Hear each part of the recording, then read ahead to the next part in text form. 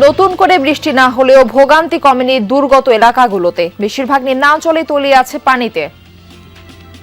বাড়ি ঘরে পানি উঠছে, আমরা গরু বাছুর ছাগল মানে জানে যা আছে আমরা ক্ষয়ক্ষতি হয়েছে। আমরা যে কৃষি করছিলাম কিছু রয়েছে না, সবকিছু পানি লয়ে গেছে। ক্ষতিগ্রস্ত কৃষকদের সহায়তার আশ্বাস। যারা যারা ক্ষতিগ্রস্ত হয়েছে সরকার তাদের সাথে সহযোগিতার হাত বাড়ানোর জন্য প্রস্তুত আছে। সীমান্তে অব্যাহত বিএসএফ এর পুশিং চেষ্টা। জয়পুরহাট ও লালমনিরহাট দিয়ে 6 জনকে ঠেলে দিতে চাইলে বিজিবির বাধা। চলছে পতাকা বৈঠকের প্রস্তুতি।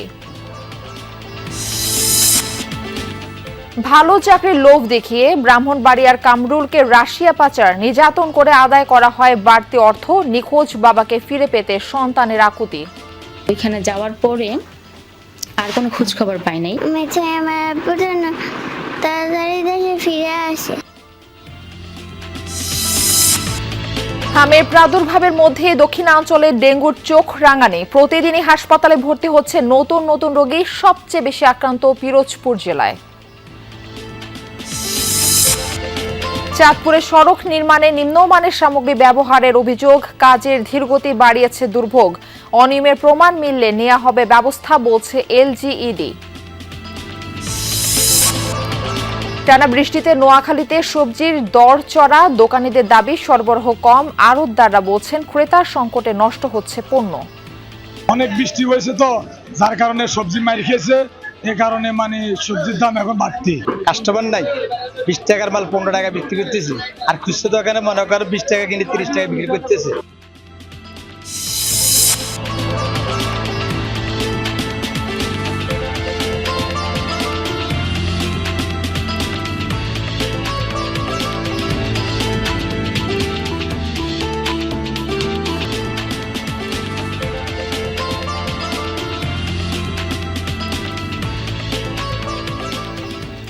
আমন্ত্রণ বিরতিহীন সংবাদ সারা দেশে। আপনাদের সঙ্গে থাকছি আমি মারফি রহমান। এতক্ষণ শিরোনাম দেখছিলেন। নতুন করে বৃষ্টি না হলেও দুর্গত এলাকাগুলোতে এখনো কমেনি দুর্ভোগ। বেশিরভাগ এলাকার নিম্নাঞ্চল তলিয়ে আছে পানিতে। ঘরবাড়ি, রাস্তাঘাট এবং ফসলি জমি জলাবদ্ধ হয়ে থাকায় স্বাভাবিক জীবনে ফিরতে পারছেন না ভুক্তভোগীরা। কুমিল্লা কৃষি ও প্রাণী সম্পদ মন্ত্রী জানিয়েছেন, সাম্প্রতিক প্রাকৃতিক দুর্যোগে ক্ষতিগ্রস্ত কৃষকদের সহায়তা দেবে সরকার। একদিন আগেও ছিল হাঁটু পানি, কোথাও কোমর পর্যন্ত। তবে কিছুটা কমে এখন গোড়ালি ছুঁই ছুঁই। হবিগঞ্জের লস্করপুর ইউনিয়নের বেশিরভাগ গ্রামের চিত্র এখন এমন। খোয়াই নদীর বাঁধ ভেঙে প্লাবিত হয় হবিগঞ্জের প্রায় 20টি গ্রাম। দুর্ভোগে পড়ে লাখো মানুষ। এখনও পানিবন্দী 3000 পরিবার। গ্রামের বেশিরভাগ বাড়িতে পানি, তলিয়ে আছে কৃষি জমি, রাস্তাঘাট। পানি উন্নয়ন বোর্ড জানিয়েছে, নতুন করে বৃষ্টিপাত না হলে দ্রুতই স্বাভাবিক হবে পরিস্থিতি। চলছে ক্ষতিগ্রস্ত বাঁধ মেরামতের কাজও।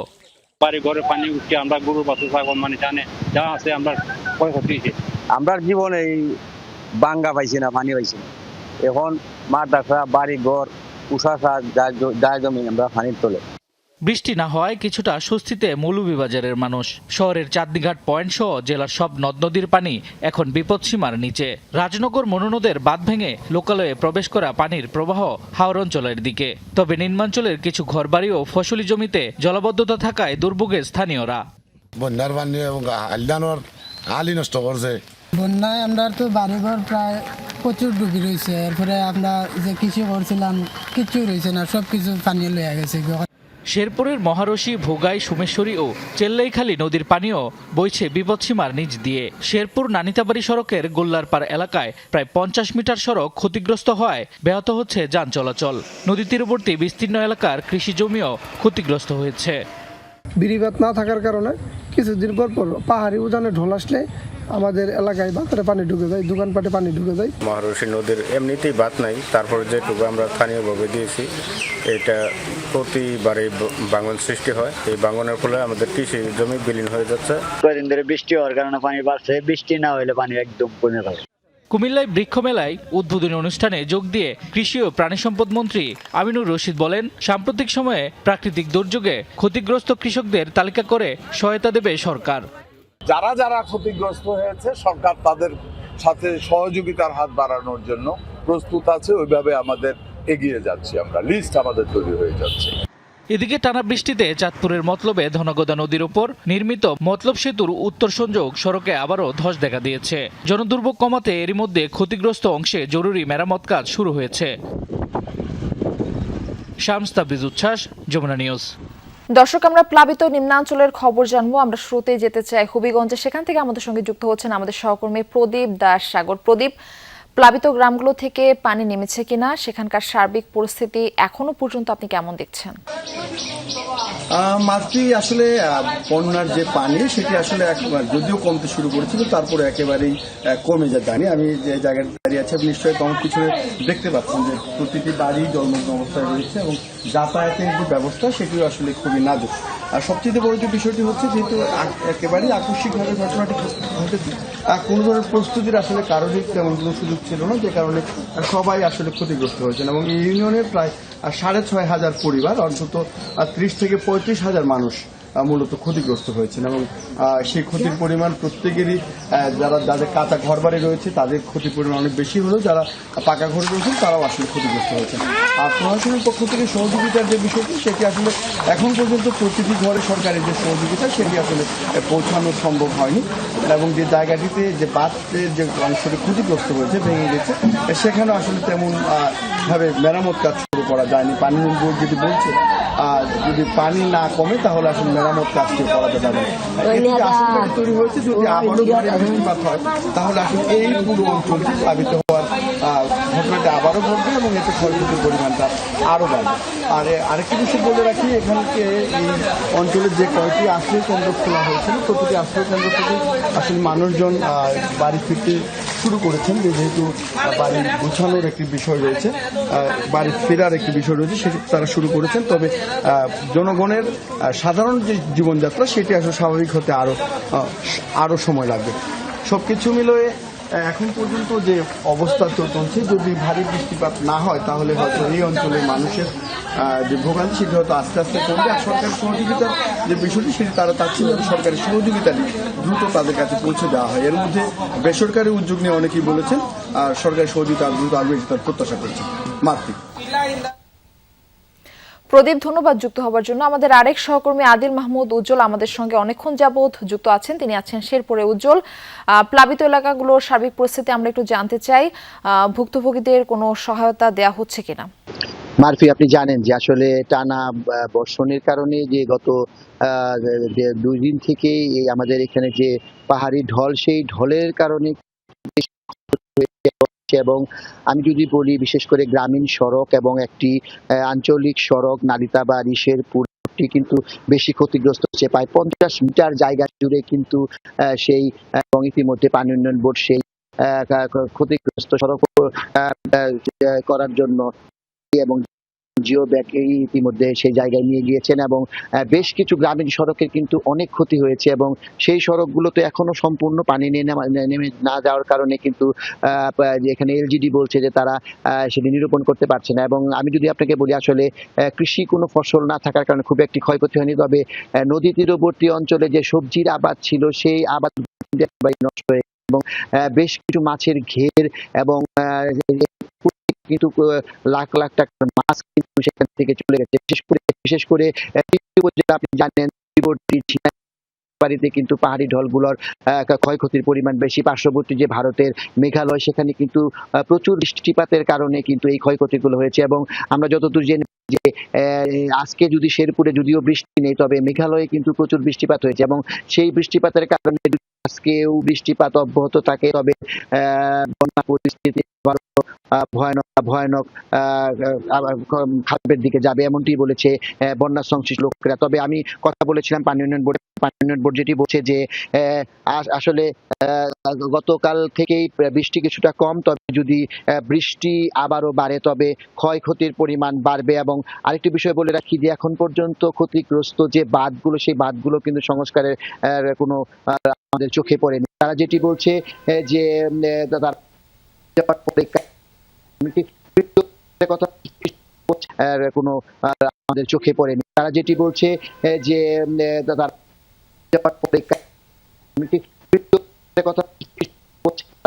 ক্ষয়ক্ষতি নিরূপণ করছে। উজ্জ্বল, আমরা শুনছিলাম, আপনাকে ধন্যবাদ যুক্ত হবার জন্য। সীমান্ত এলাকা দিয়ে অব্যাহত রয়েছে বিএসএফ এর পুশিং চেষ্টা। জয়পুরহাট ও লালমনিরহাট সীমান্ত দিয়ে আজও 6 জনকে ঠেলে দেওয়ার চেষ্টা করেছে ভারতীয় সীমান্তরক্ষী বাহিনী। তবে বিজিবি ও স্থানীয়দের বাধার মুখে সেই চেষ্টা ব্যর্থ হয়। ভোরে জয়পুরহাট সদর উপজেলার পশ্চিম রামকৃষ্ণপুর এলাকা দিয়ে এক বৃদ্ধসহ 2 নারীকে এপারে পাঠানোর চেষ্টা করে বিএসএফ। বিজিবি জানায়, সীমান্তের আলো নিভিয়ে ওই 3 জনকে জোরপূর্বক বাংলাদেশে ঠেলে দেওয়ার চেষ্টা করা হয়। বিষয়টি টের পেয়ে স্থানীয়দের সাথে নিয়ে সেই চেষ্টা প্রতিহত করে বিজিবি। এ বিষয়ে 2 বাহিনীর মধ্যে পতাকা বৈঠক হলেও ভুক্তভোগীদের ভারতে ফিরিয়ে নেওয়া হয়নি। এদিকে লালমনিরহাটের পাটগ্রাম সীমান্ত দিয়ে 3 নারীকে পুশিনের চেষ্টা করেছে ভারতীয় সীমান্তরক্ষী বাহিনী। বিজিবি জানায়, ভোরে ভারতের খড়খড়িয়া ক্যাম্পের বিএসএফ সদস্যরা গেট খুলে 3 নারীকে এপারে ঠেলে দেওয়ার চেষ্টা করে। টের পেয়ে তাদের প্রতিহত করে বিজিবির টহল দল। বর্তমানে তারা ভারতের 150 গজ অভ্যন্তরে অবস্থান করছে। সীমান্ত পরিস্থিতির আরো খবর আমরা জানবো। জয়পুরহাট থেকে আমাদের সঙ্গে যুক্ত হচ্ছেন আমাদের সহকর্মী আব্দুল আলিম। আলিম, যে 3 জনকে পুশিনের চেষ্টা করা হয়েছিল তাদের ফেরত নেওয়ার বিষয়ে বিএসএফ কি বলছে এবং সীমান্তের নজরদারি সম্পর্কে একটু বিস্তারিত জানতে চাই।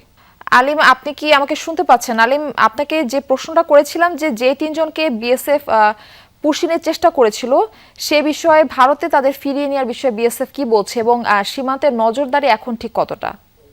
মারফি, যেমনটি আপনি বলছিলেন যে মূলত সকালে যে পুশিনের চেষ্টা করা হয়েছিল বিশেষ করে আজকে ভোরে, সেই ভোরেই কিন্তু বিজিবিকে স্থানীয়রা তারা খবর দেয়। স্থানীয়রা খবর পাওয়ার পরেই বিজিবি 3 জনকে এখান থেকে আটক করে, অর্থাৎ সীমান্তের আমি যেখানে দাঁড়িয়ে আছি সেই জায়গাটা দিয়ে আমরা হয়তো একটু দেখানোর চেষ্টা করছি মারফি। ঠিক ওই জায়গাটা 3 জনকে এখন বিজিবির তত্ত্বাবধানে সেখানে রাখা হয়েছে একদম শূন্য রাখায়, অর্থাৎ 275-এর 8 নম্বর সাব পিলারের সেই আটক 3 জনকে রাখা হয়েছে। বিজিবির পক্ষ থেকে যেটি বলা হয়েছে, আমাদেরকে বিজিবির পক্ষ থেকে জানানো হয়েছিল, বিশেষ করে 14 বিজিবির পক্ষ থেকে তারা বলছে যে পতাকা বৈঠকের মাধ্যমে বিএসএফ এর 123 কমান্ড্যান্ট অফিসারের সাথে তারা বসেছিলেন, তারা কথা বলেছেন, তারা তাদেরকে ফেরত নেওয়ার ব্যাপারে যথেষ্ট তারা হয়তো তাগাদা দিয়েছেন, দাবি জানিয়েছেন, কিন্তু বিএসএফ এর পক্ষ থেকে কিন্তু তাদেরকে ফেরত নেওয়ার ব্যাপারে কোনো ইতিবাচক সাড়া দেওয়া হয়নি। সেই কারণে এখন পর্যন্ত বিজিবি সদস্যরা সেই যাদেরকে এখানে নিয়ে আসা হয়েছে তাদেরকে সেই সীমান্ত রেখায় নিয়ে তারা ফেরত দেওয়ার চেষ্টা করে যাচ্ছেন। বিজিবির পক্ষ থেকে কথা বলা, আমরা বিজিবির সাথে যোগাযোগ করার চেষ্টা করেছিলাম, তারা যেটি বলেছেন যে যতক্ষণ না পর্যন্ত তারা ফেরত নিয়েছেন ততক্ষণ পর্যন্ত তারা চেষ্টা করে যাবেন। এবং তারা বিজিবির পক্ষ থেকে দাবিও করা হয়েছে যে এইটি যদি এইভাবে না দিয়ে তারা রাষ্ট্রীয়ভাবে, তারা নীতিগতভাবে, আইনগতভাবে তাদেরকে যেভাবে দেওয়া যায় বাংলাদেশে ফেরত, সেভাবে ফেরত দিলে হয়তো বাংলাদেশ তাদেরকে ফেরত নিতে পারে। তাছাড়া কিন্তু তাদেরকে এইভাবে, অর্থাৎ পুশিনের মাধ্যমে বাংলাদেশে ফেরত নেওয়ার কোনো সুযোগ নাই। সেই কথাটি বিজিবির পক্ষ থেকে আমাদেরকে বারবার জানানো হয়েছিল। এবং সকাল থেকে মারফি এখন আমরা দেখতেছি এখানে অনেক উৎসুক জনতাও আছে, বাংলাদেশের অনেক জনগণ তারা জড়ো হয়েছে। তারা বলছে যে কোনো মধ্যে হয়তো কোনো রকম উত্তেজনা বা কোনো রকম একটা উস্কানিমূলক কিছু ঘটতে পারে, সেই কারণে এখানে বাংলাদেশের যারা সীমান্তের লোকজন রয়েছে তারা সেখানে জড়ো হয়েছে। আমরা মূলত সেই তথ্যগুলো পেয়েছি। পরবর্তীতে যদি পুশিন আবার তারা করার চেষ্টা করে বা কিংবা তারা ব্যাক নেয়, এই খবরটি আপডেট খবরটি আপনাদের মাধ্যমে আমাদের দর্শকদের জানিয়ে দেব। আলিম, ধন্যবাদ যুক্ত হবার জন্য। এদিকে বিএসএফ এর পুশিন ঠেকাতে শেরপুরে ঝিনাইগাতিতে বিজিবির পাশাপাশি সীমান্ত পাহারা দিচ্ছেন স্থানীয়রা। এর আগে বৃহস্পতিবার রাতে গুমরা এলাকায় সীমান্ত দিয়ে 4 জনকে পুশিনের চেষ্টা চালায় বিএসএফ। খবর পেয়ে বিজিবি ও স্থানীয়রা তা প্রতিহত করে। পরবর্তীতে আবারও বিএসএফ পুশিনের চেষ্টা চালাতে পারে এই আশঙ্কায় দিনরাত সীমান্ত পাহারা দিচ্ছেন গ্রামবাসী। পাশাপাশি সর্বোচ্চ সতর্ক অবস্থানে রয়েছে বর্ডার গার্ড বাংলাদেশের সদস্যরা। ভালো বেতনে চাকরির আশায় দেশ ছেড়েছিলেন ব্রাহ্মণবাড়িয়া যুবক কামরুল হাসান, কিন্তু প্রতারণা করে তাকে নিয়ে যাওয়া হয় রাশিয়ায়। এরপর দালাল চক্রের টাল বাহানায় সেই স্বপ্ন আর পূরণ হয়নি। উল্টো নির্যাতনের মাধ্যমে স্বজনদের কাছ থেকে আদায় করা হয় বাড়তি অর্থ। গত 1.5 মাস ধরে নিখোঁজ ভুক্তভোগী কামরুল। বাবাকে ফিরে পাওয়ার অপেক্ষায় 6 বছরের ছোট্ট শিশু। দালাল চক্রের সদস্যদের আইনের আওতায় আনার পাশাপাশি পরিবারের সদস্যদের সন্ধান চান স্বজনরা। ব্রাহ্মণবাড়িয়ার নবীনগরের লাউর গ্রামের বাসিন্দা নাজমিন আক্তার। এক সন্তান আর স্বামীকে নিয়ে তার ছোট্ট সংসার। খবর পেয়েছেন প্রতারণার শিকার হয়ে ইউক্রেনের সেনাবাহিনীর কাছে আটক রয়েছেন স্বামী কামরুল হাসান। এখন তার ফেরার অপেক্ষায় দিন গুনছেন অসহায় এই নারী। গত বছরের জুলাই মাসে ইতালি যাওয়ার উদ্দেশ্যে বাড়ি ছাড়েন কামরুল হাসান। কথা ছিল রাশিয়ায় কিছুদিন অবস্থানের পর গন্তব্যে পৌঁছে দেয়া হবে। এই শর্তে বগুড়া ও নীলফামারীর দুই দালাল তোফায়েল রনি ও মামুনের সাথে ৮ লাখ টাকা দেওয়ার সমঝোতা হয় তার। তবে রাশিয়ায় পৌঁছানোর পর তাকে ইতালি পাঠাতে বিভিন্ন টালবাহানা শুরু করে দালাল চক্র। পরে প্রতারণা করে রুশ বাহিনীর কাগজে স্বাক্ষর করিয়ে প্রশিক্ষণের পর যুদ্ধক্ষেত্রে পাঠানো হয় কামরুলকে, যা একটি ভিডিও বার্তার মাধ্যমে কামরুল নিজেই জানান। প্রতারণার শিকার হয়ে পরে রাশিয়ার আর্মি এসে আমাদেরকে তাদের ক্যাম্পে নিয়ে যায়। পরে সেখানে আমরা 3 দিন ছিলাম তুলা ক্যাম্পে। তারপর ট্রেনিং সেশন ছিল আমাদের 35 দিন। ওইখানে শেষ করে 7 দিন আমাদের রাইড দেয়। তারপর আমাদেরকে ইউক্রেন নিয়ে আসে। স্বজনদের অভিযোগ, কামরুলকে আটকে নির্যাতনের মাধ্যমে পরিবারের কাছ থেকে আদায় করা হয় আরও 2 লাখ টাকা।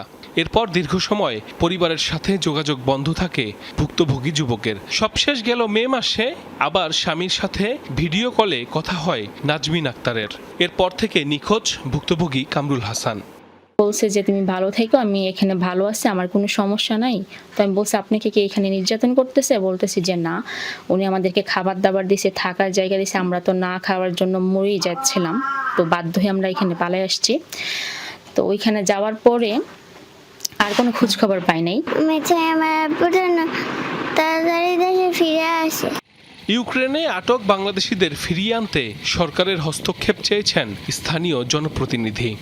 তার বাবাও নেই, মাও নেই, তার ওয়াইফ মানবতার জীবনযাপন করছে। আমি আমার প্রধানমন্ত্রীর কাছে আমার বিনীত আবেদন যে আপনার প্রচেষ্টায় আর তাকে যেন তার পরিবারের কাছে ফিরে পায়। ইতালির উদ্দেশ্যে ঘর ছাড়ার আগে 12 বছর সিঙ্গাপুরে ছিলেন ভুক্তভোগী কামরুল হাসান। সাইফ আহমেদ, যমুনা নিউজ। হামের প্রাদুর্ভাবের মধ্যে দক্ষিণাঞ্চলে চোখ রাঙাচ্ছে ডেঙ্গু। প্রতিদিনই জ্বর নিয়ে বিভাগের বিভিন্ন হাসপাতালে ভর্তি হচ্ছে নতুন নতুন রোগী। পরীক্ষা নিরীক্ষায় শনাক্ত হচ্ছে ডেঙ্গু। 6 মাসে আক্রান্তের সংখ্যা ছাড়িয়েছে প্রায় 2500। এবছর ডেঙ্গু আক্রান্তের সংখ্যা সবচেয়ে বেশি পিরোজপুর জেলায়। মৃত্যু হয়েছে পিরোজপুর ও ঝালকাঠিতে 2 জনের।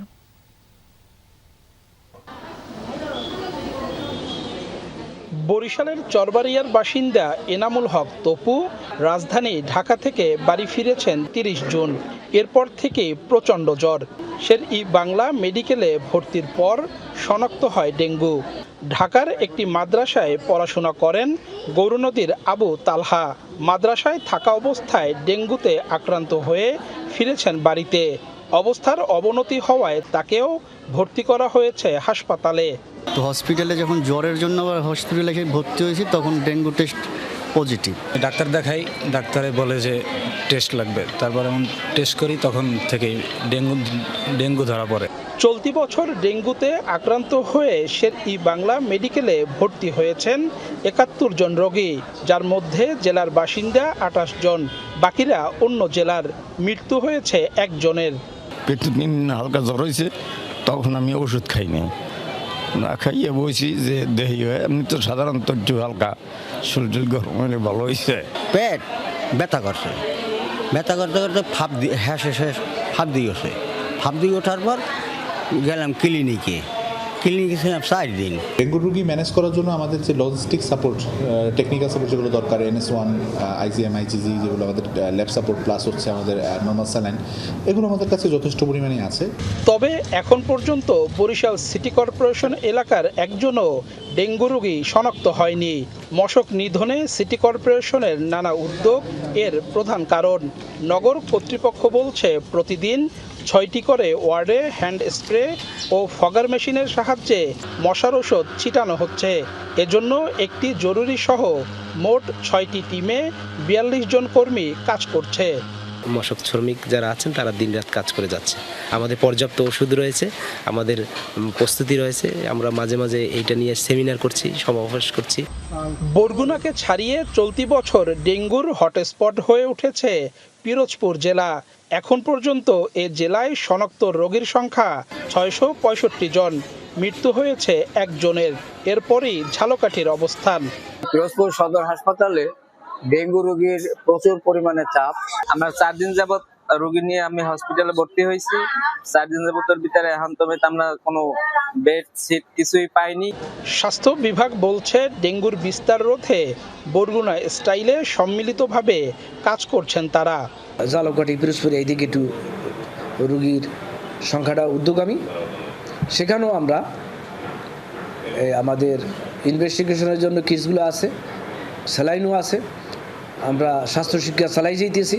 চলতি বছরের 1 জানুয়ারি থেকে এ পর্যন্ত বিভাগের 6 জেলায় ডেঙ্গু শনাক্ত রোগীর সংখ্যা 2469 জন। এর মধ্যে চিকিৎসা নিয়ে সুস্থ হয়ে বাড়ি ফিরেছেন 2281 জন রোগী। কাউসার হোসেন, যমুনা নিউজ, বরিশাল।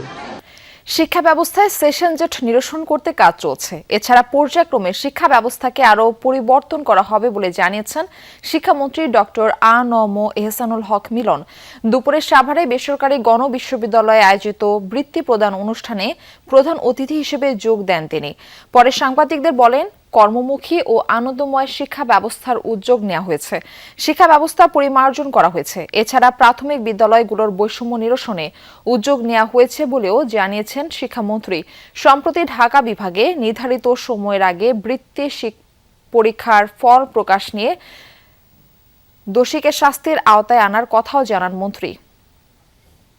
সংসদ সদস্য আলহাজ মোহাম্মদ কোনো সেশন জট থাকতে পারবে না এবং অযাচিত আমাদের এই সন্তানদের সময় নষ্ট করা যাবে না। অর্থাৎ জাতি যেন ডেমোগ্রাফিক ডিভিডেন্ডে পিছিয়ে না থেকে সেই ব্যবস্থাটি করছি। তথ্য ও যোগাযোগ প্রযুক্তি খাতে সরকারের গৃহীত উদ্যোগগুলো দেশের ডিজিটাল রূপান্তরের জন্য একটি শক্তিশালী ভিত্তি তৈরি করেছে, এমন মন্তব্য করেছেন ডাক, টেলিযোগাযোগ ও তথ্য প্রযুক্তি মন্ত্রী ফকির মাহবুব আনাম। সকালে সাভারে ডেফোডিল ইন্টারন্যাশনাল ইউনিভার্সিটিতে কৃত্রিম বুদ্ধিমত্তা গবেষণা ল্যাব ও এআই প্রজেক্ট কম্পিটিশন 2026 উদ্বোধনের সময় এই মন্তব্য করেন তিনি। বলেন, এআই রিসার্চ ল্যাব গবেষণা, উদ্ভাবন এবং প্রযুক্তিগত উৎকর্ষের একটি প্রাণবন্ত কেন্দ্রে পরিণত হবে। এটি শিক্ষার্থীদের অত্যাধুনিক কৃত্রিম বুদ্ধিমত্তা প্রযুক্তি সম্পর্কে জানা এবং শিল্প উপযোগী সমাধান উদ্ভাবনের সুযোগ করে দিবে। আমরা দক্ষ কর্মী পাঠাতে চাই বিদেশে। আমাদের প্রধানমন্ত্রী কদিন আগে গিয়েছিলেন মালয়েশিয়াতে। Even China needs manpower, you see.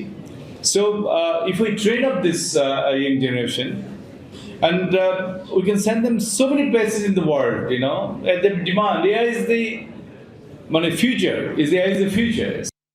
চাঁদপুরে প্রায় 20 কোটি টাকা খরচে নির্মিত সড়কে নিম্নমানের সামগ্রী ব্যবহারের অভিযোগ উঠেছে। সে সাথে স্থানীয়দের ভোগান্তি বাড়িয়েছে কাজের ধীরগতি।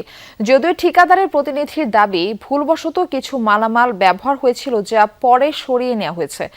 এলজিইডি বলছে, অনিয়ম প্রমাণ পাওয়া গেলে নেওয়া হবে যথাযথ ব্যবস্থা। এটি 3 নম্বর তো 4 নম্বর 5 নম্বরের পরে এগুলি রাবিশগুলো দিছে, এগুলি দিলে কিছুদিন পরে আমাদের রাস্তা ভেঙে দেবে। স্থানীয়দের এমন ক্ষোভ চাঁদপুরের মতলব উত্তর উপজেলার ছিঙ্গারচর এখলাসপুর সড়ক নিয়ে। 9.5 কিলোমিটারের সড়কটি তৈরিতে ব্যয় হচ্ছে প্রায় 20 কোটি টাকা। এলাকাবাসীর অভিযোগ, নির্মাণ কাজে ব্যবহৃত হচ্ছে নিম্নমানের ইট ও খোয়া। পুরনো কার্পেটিং না তুলেই চলছে নতুন কাজ। এতে রাস্তা হলেও তার টেকসই হবে না বলছেন স্থানীয়রা। জায়গা জমি সব দিলাম, রাস্তাঘাট বালাবানের লেগা, রাস্তাঘাট তো ভালো হলো না তো। 2 নম্বর ইট, 2 নম্বর বালু। এই রাস্তাটার যেটুকু কাজ বাকি আছে এটা নিম্ন ধরনের রাবিশ দিয়ে কাজটা করতেছে। এই রাস্তা যদি করে কিছুদিনের ভিতরে অতি তাড়াতাড়ি ভেঙে যাবে, নষ্ট হয়ে যাবে।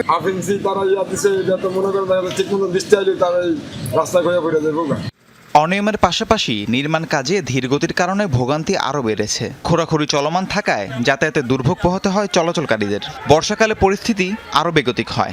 6 মাস রাস্তা নির্মাণ কাজ চলবে না, 6 মাস এই রাস্তা যাওয়া চলবে না। এগুলো ইট রাস্তার মধ্যে যেগুলো অটো ফিনিশিং করে আছে, এই রাস্তা যদি বেশি দিন টিকসে করবে এরকম কোনো আশা ভরসা আমরা দেখতেছি না। এরকম কাজ লিখে আমরা করার না করাই কি কত কোনো কাজের খাতা করে না। নির্মাণ কাজে অনিয়মের বিষয়ে ঠিকাদার প্রতিনিধির দাবি, ভুলবশত কিছু নিম্নমানের মালামাল ব্যবহার করা হয়েছিল। তবে অভিযোগের পর তা সরিয়ে নেওয়া হয়েছে। নিচ থেকে দেওয়াতে ওই কিছু মাল ডাস্ট সহকারে আসছিল, ওই মালটা বেডে পড়ার কারণে এগুলো আমরা পড়ার কারণে এটা একটু অনেকের দৃষ্টিগোচর হয়েছে। তারা আমাদেরকে জানানোর সাথে সাথে যখন এটা আমাদের চোখের সামনে আসছে আমরা দেখছি এটা দ্রুত এটা আমরা অপসারণ করে ফেলছি। প্রকল্প বাস্তবায়নকারী সংস্থা এলজিইডি বলছে চুক্তি অনুযায়ী কাজ বুঝে নেওয়া হবে, কোথাও অনিয়মের প্রমাণ পাওয়া গেলে নেওয়া হবে প্রয়োজনীয় ব্যবস্থা। কিছু খারাপ মালামাল আছে সেটা অপসারণ করা হয়েছে, ইতিমধ্যে লিখিতভাবে চিঠি দেওয়া হয়েছে আর মৌখিকভাবে ঠিকাদার আমাদের অত্র দপ্তরের লোকজনের উপস্থিতিতে মাল অপসারণ করা হইতেছে।